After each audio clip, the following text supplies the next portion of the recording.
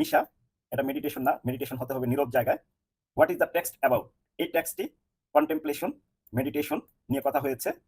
এই ছিল এমসিকিউ। এখন আমরা প্রশ্নের উত্তরগুলো দেখব। What is meditation? মেডিটেশন কি? ধ্যান কি? How does Voltaire explain meditation? Voltaire, ফরাসি দার্শনিক ভলটেয়ার কিভাবে মেডিটেশনকে ব্যাখ্যা করেছেন? শুরুতেই উত্তরটা রয়েছে, চলো আমরা একটু দেখে নিই। The act of thinking deeply and calmly about something, এভাবে চলে আসতে হবে। এই হলো, এখানে ডাইরেক্ট স্পিচে আছে, আমরা ইনডাইরেক্ট স্পিচে দিব। The act of thinking deeply and calmly about something in a state of heightened awareness is known as meditation.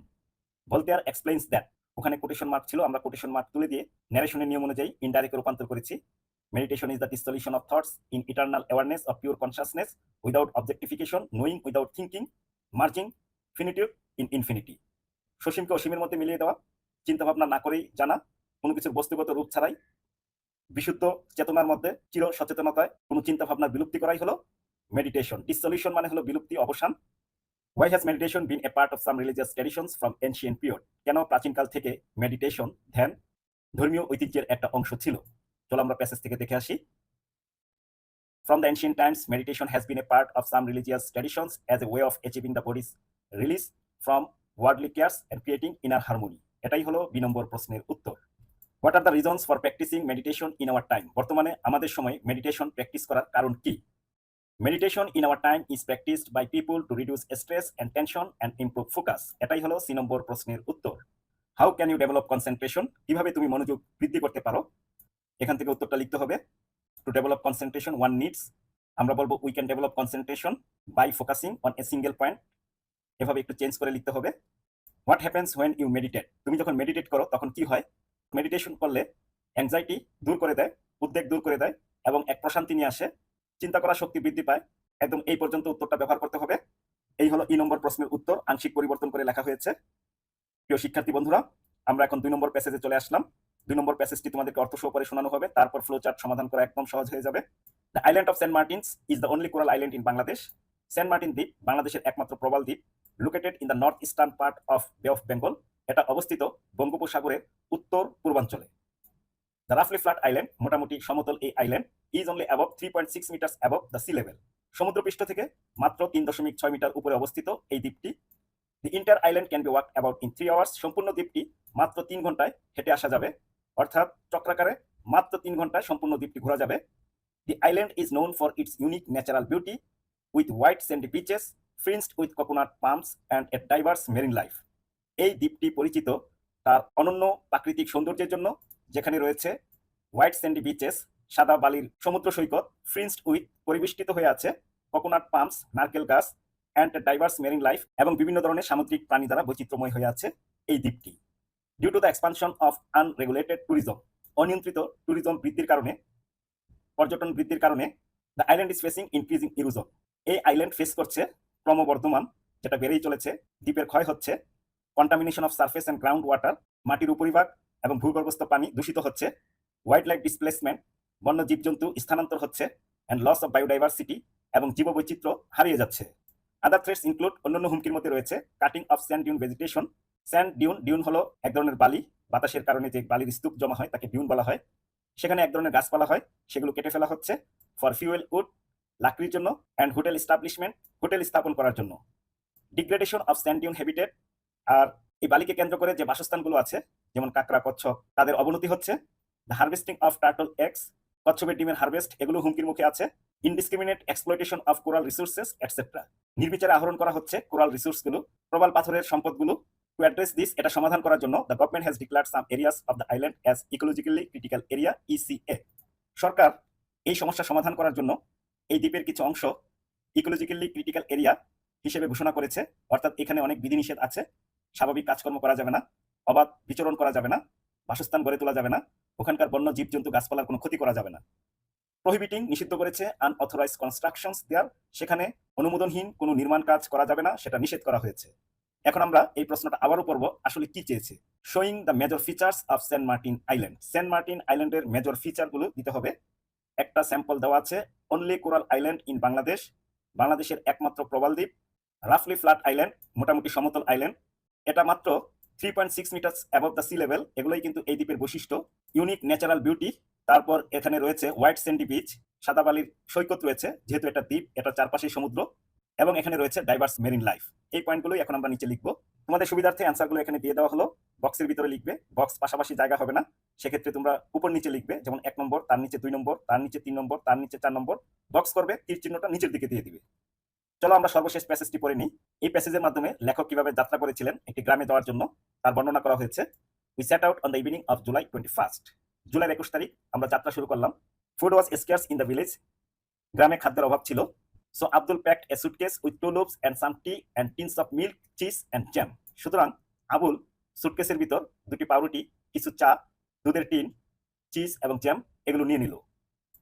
We travel intermediate class, আমরা একটা ইন্টারমিডিয়েট ক্লাস অর্থাৎ আপার ক্লাস লোয়ার ক্লাস এর মাঝামাঝি intermediate class দ্বিতীয় বিভাগের একটি বগিতে যাত্রা শুরু করলাম। In a cross country train, আন্তনগর ট্রেনে, নট আনকমফোর্টেবলি ক্রাউডেড, যে ভিড় ছিল সেটা আনকমফোর্টেবলি ছিল না, অর্থাৎ সেটা বেশি একটা সমস্যা করছিল না। Through a country of shadow লাভলিনেস, এবং এই ট্রেনটি গিয়েছিল ছায়াময় প্রাণবন্ত গ্রামের ভিতর দিয়ে। আমরা জানি ট্রেন যখন চলাচল করে কিছু অংশ শহর থেকে, বাকি অংশ গ্রামের ভিতর দিয়ে যায়, আবার একটু শহর পরে আবার গ্রামের ভিতর দিয়ে যায়। মূলত এটা বোঝানো হয়েছে শ্যাডো লাভলিনেস, ছায়াময় সৌন্দর্যের ভিতর দিয়ে গিয়েছিল। ইট ওয়াজ এ মুনলিট নাইট, এটা ছিল এক পূর্ণিমার রাত। অফ ব্রকেন সফট ক্লাউডস, আকাশে টুকরা টুকরা মেঘ ছিল। The land was mostly under water, জমিগুলো প্রায় পানির নিচে ছিল। With paddy and cocoa pumps growing from it, সেখানে ধান ক্ষেত দেখা গিয়েছে পানির ভিতরে, নারকেল গাছ দেখা গিয়েছে। And a few raised cart tracks, এবং গরুর গাড়ি চলার মতো কিছু রাস্তা দেখা গিয়েছে। And groups of cottage islanded, এবং দ্য ক্লাম্পস অফ বুশেস, ঝোপঝাড়ের মধ্যে কিছু ঘরবাড়িও দেখা গিয়েছে। অল রিফ্লেক্টেড, এবং শ্যাডো, সব কিছু ছায়া পানিতে দেখা যাচ্ছিল যেহেতু এটা পূর্ণিমার রাত। Here and there was the red glow of cooking fire, মাঝে মাঝে রান্না করার আগুন দেখা যাচ্ছে। Or the lantern of a fisherman's boat in open water, অথবা জেলেদের লণ্ঠনের লাইটও দেখা যাচ্ছিল ওপেন ওয়াটার, খোলা পানিতে, অর্থাৎ তারা খোলামেলা স্থানে মাছ ধরছে, সেখানে লণ্ঠনের আলোও দেখা যাচ্ছে ট্রেন থেকে। অ্যাট ডন, খুব সকালবেলা। উই রিচড সোনাইমুড়ি, আমরা সোনাইমুড়ি পৌঁছালাম। এই small canal side station among white fields, প্রশস্ত মাঠের মাঝখানে খালের পাশে সোনাইমুড়ি স্টেশনে আমরা পৌঁছালাম। ফ্রম দেয়ার, সেখান থেকে we had 8 more miles by country boat, আমাদেরকে আরো 8 মাইল যেতে হয়েছে দেশি নৌকা দিয়ে। Some of it along the canal, এই নৌকা কিছু খাল দিয়ে গিয়েছে। Some of it across the flooded paddy fields, যেহেতু বর্ষাকাল কিছু অংশ জমির উপর দিয়েও গিয়েছে, কিছু অংশ খাল দিয়েও গিয়েছে। I was looking forward to that tranquil water journey in the early morning, আমি এই আশায় ছিলাম যে সকালবেলা খুব একটা শান্তিময় জার্নি হবে, নৌকা জার্নি হবে। And tranquil it must have been, অবশ্যই শান্তিময় একটা জার্নি ছিল। ফর, কারণ আই ফেল ইনস্ট্যান্টলি অ্যাসলিপ, তিনি কিন্তু উপভোগ করতে পারেন নাই, তিনি ঘুমিয়ে পড়েছিলেন। অ্যান্ড নিউ নো মোর, কিছুই জানতে পারলাম না।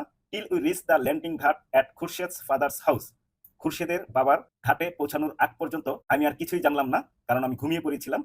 In a bless of Sunlight, এবং যখন পৌঁছালাম ব্লেজ অফ সানলাইট ছিল, উজ্জ্বল সূর্যের আলো ছিল, সকালবেলা সুন্দর আলো ছিল। ইট টার্নড আউট দ্যাট, পরবর্তীতে জানা গেল, his letter saying that he was bringing me was still on its way, একটা চিঠি লিখেছিল, চিঠিতে লেখা ছিল সে আমাকে নিয়ে আসছে, আব্দুল আমাকে নিয়ে আসবে। সেই চিঠি পৌঁছানোর আগেই তারা চলে আসছে। But the rallied to the crisis, তারা এই ক্রাইসিসকে সামলে নিল। And gather round to make me welcome, আমার চারপাশে ঘিরে আমাকে ওয়েলকাম জানালো। Though as none of them spoke any English, যদিও তাদের কেউ ইংরেজিতে কথা বলেনি। They could only stare and laugh, তারা শুধু তাকিয়ে থাকতো এবং হাসতো। And offer me coconut juice, এবং তারা আমাকে নারকেলের পানি দিয়ে অভ্যর্থনা জানিয়েছিল। সামারিটি এখানে দিয়ে দেওয়া হলো, মূল কথাগুলো এখানে নিয়ে আসা হয়েছে, কিভাবে সে খুরশেদের বাবার বাড়িতে পৌঁছালো। মূলত একজন প্রফেসরের কাহিনী, এটা ইংলিশ প্রফেসর। আমরা এখন কোশ্চেন 4-এ চলে আসলাম। নিচে 10টি শূন্যস্থান রয়েছে, অপশন রয়েছে 12টি, সুতরাং 2টি অপশন বেশি রয়েছে। এবং আরেকটি বিষয়, যে কোনো গ্রামাটিক্যাল চেঞ্জের প্রয়োজন হলে গ্রামাটিক্যাল চেঞ্জ করতে হবে। চলো এটাকে সমাধান করি। I know sometimes manners and etiquette seem arbitrary, আমি জানি মাঝে মাঝে আচার আচরণ চালচলন হতে পারে আবেগীয়, but at the end of the day, কিন্তু দিন শেষে দিস গাইডলাইন্স আর এস্টাবলিশড, এই রীতিনীতি চলাফেরার নিয়মকানুন প্রতিষ্ঠিত হয়েছে as a universal set of accepted behaviour, গ্রহণযোগ্য আচরণ হিসেবে সার্বজনীনভাবে প্রতিষ্ঠিত হয়েছে। একটি সমাজে যে রীতিনীতি চালচলন কথাবার্তা বলার ধরন, এই সব কিছু তখন অ্যাকসেপ্টেড হয়ে যায়, গ্রহণযোগ্য হয়ে যায়, এবং এগুলো প্রতিষ্ঠিত হয়ে যায়। সো দ্যাট, যাতে করে ইউ ক্যান অল বিহেভ সিভিলি, ভদ্রভাবে মার্জিতভাবে আমরা আচরণ করতে পারি অ্যারাউন্ড ইচ আদার, আমাদের চারপাশে। Not everyone is going to be offended, হয়তো সবাই মনে কিছু নাও করতে পারে। If you don't follow this guidelines, তুমি যে সমাজের রীতিনীতিগুলো আছে সেগুলো যদি মান্য না করো, হয়তো সবাই কিছু মনে নাও করতে পারে। But once you learn this basic table manners, আমরা যখন কোথাও বসবো, বিশেষ করে খাবার টেবিলে বসবো, এগুলো তুমি যখন শিখবে, ইউ উইল রিয়েলাইজ দ্যাট, তুমি উপলব্ধি করবে, দে আর নট ডিফিকাল্ট, তারা মোটেও কঠিন নয় টু কিপ আপ, এগুলো মান্য করা। So why not practise this during etiquette, তাহলে কেন আমাদের আচরণে এগুলো প্র্যাকটিস করবো না? It certainly is not hard to try, এটা নিশ্চিতভাবে বলা যায় চেষ্টা করা মোটেও কঠিন নয়। And many people will appreciate that, অনেক মানুষ প্রশংসা করবে যে ইউ আর কনসিয়াস এনাফ, তুমি যথেষ্ট বিবেকবান two behave like a proper gentle person at the table. তুমি যখন খাবার টেবিলে বসছো, যখন তুমি সমাজের রীতিনীতি মেনে আচরণ করবে, তখন সবাই তোমাকে যথেষ্ট বিবেকবান হিসেবে প্রশংসা করবে। এই ছিল কোশ্চেন 4। আমরা এখন কোশ্চেন 5-এ চলে আসলাম। এটার জন্য যেহেতু অপশন নেই, সুতরাং এখানে যৌক্তিক যে কোনো ওয়ার্ডই গ্রহণযোগ্য হবে। Our society is form of the average middle class. আমাদের সমাজ এভারেজ মিডল ক্লাস, মধ্যম সারির মধ্যবিত্ত দ্বারা গঠিত। They are the worst sufferers of day to day soaring prices. দ্রব্যমূল্য বৃদ্ধির কারণে তারা সবচেয়ে বেশি ভোগান্তির শিকার। Upper class people and big industrialist, যারা উচ্চ শ্রেণী রয়েছে, যারা বড় বড় শিল্পপতি রয়েছে, নেভার বোদার, তারা কখনোই এটা নিয়ে মাথা ঘামায় না। অ্যান্ড সাফার, তারা কোনো ভোগান্তির শিকার হয় না। ডিউ টু রাইজিং প্রাইসেস, দ্রব্যমূল্য বৃদ্ধির কারণে। অ্যাজ দেয়ার ইনকাম অলসো ইনক্রিজেস, কারণ তখন তাদের উপার্জনও বৃদ্ধি পায়। But the income of the middle class person, কিন্তু মধ্যবিত্ত শ্রেণীর উপার্জন ইজ ফিক্সড, এটা নির্ধারিত। ইফ দেয়ার ইনকাম ইনক্রিজেস, যদি তাদের ইনকাম বৃদ্ধি পায়, it is not proportionate to the shoring prices, যে পরিমাণে দ্রব্যমূল্য বৃদ্ধি পায় সেই পরিমাণে তাদের ইনকাম বৃদ্ধি পায় না। দ্য রেজাল্ট ইজ দ্যাট, ফলাফল হলো they are the victims of rising prices, দ্রব্যমূল্য বৃদ্ধির কারণে তারা ভিকটিম হচ্ছে, ক্ষতিগ্রস্ত ব্যক্তি হচ্ছে। But the poor can do nothing, কিন্তু গরিবরা কিছুই করতে পারে না। After crying for some days, কিছুদিন হইচই করার পর, প্রতিবাদ করার পর, কান্নাকাটি করার পর, they try to adjust their budget accordingly, তারা তাদের যে পরিমাণ টাকা আছে সেটাই মানিয়ে নিতে চেষ্টা করে। Even the government is unable to check rising prices, এমনকি সরকারও অক্ষম হয়ে পড়ে এই দ্রব্যমূল্য নিয়ন্ত্রণ করতে। ইট ইজ অলসো কম্পেলড, এবং এটা বাধ্য হয় two increase the rates of commodities, জিনিসপত্রের দাম বৃদ্ধি করতে, under the control to reduce subsidy, ভর্তুকি কমানোর জন্য। সরকার অনেক কিছুতে ভর্তুকি দেয়, এই ভর্তুকি কমানোর জন্য জিনিসের দাম তখন বৃদ্ধি করা হয়। The standard of living is also rising in metros, জীবনযাত্রার মান সেটাও বৃদ্ধি পায় শহরে। To increase the production of new products, নতুন জিনিসের উৎপাদন বৃদ্ধি করতে। Electronic and print media, electronic বলতে রেডিও, টেলিভিশন, ইন্টারনেট, এগুলো বোঝানো হয়। প্রিন্ট মিডিয়া বলতে পত্রিকা, ম্যাগাজিন, অর্থাৎ যেগুলো হার্ড কপি থাকে, হাতে নিয়ে পড়া হয় যে সংবাদ, সেটাই প্রিন্ট মিডিয়া।